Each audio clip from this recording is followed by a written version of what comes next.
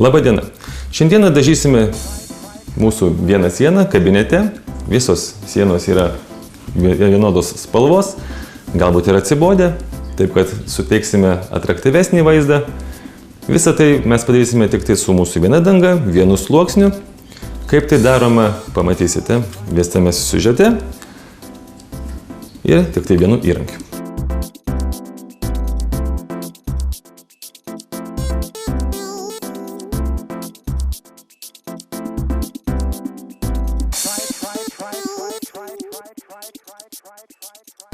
Įvertinam visada mūsų paviršių. Šiuo atveju jis yra dažytas, dažai yra matiniai, nėra išpurvintos sienos, nes tada reikėtų mums pasivalyti su lengvu tirpalu vandens ir šiek tiek feirio, kad nuplauti riebalinės dėmes, glaistyti nieko nereikia, nes jokių išdaužų mes neturime.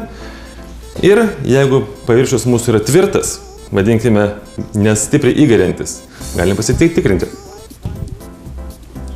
Ir nepatamsėjo. Vadinasi, paviršius nėra greitai įgeriantis, jis mums toksai yra tinkamas.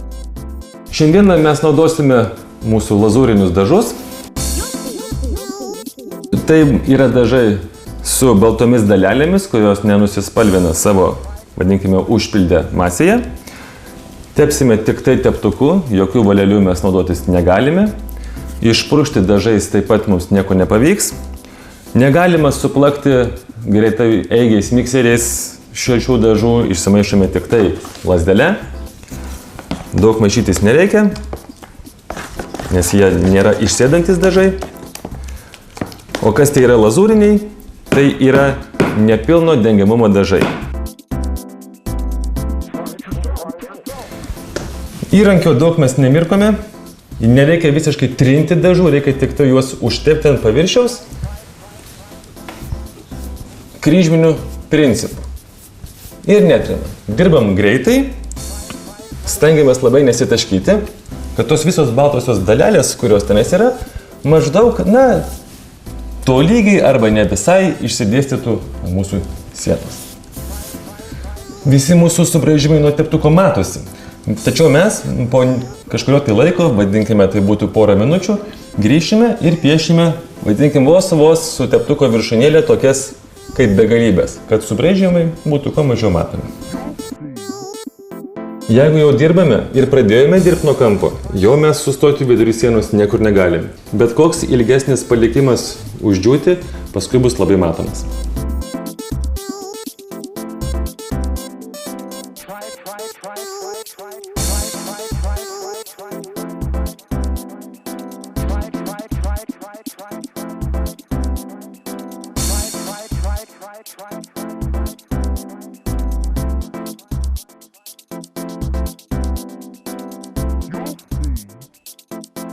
Vat ir baigėme dažyti mūsų sieną.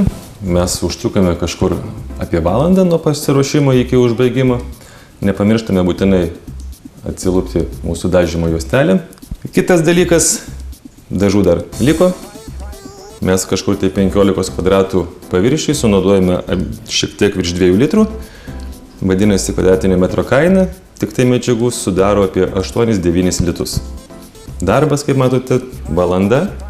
Ir viskas padaryta.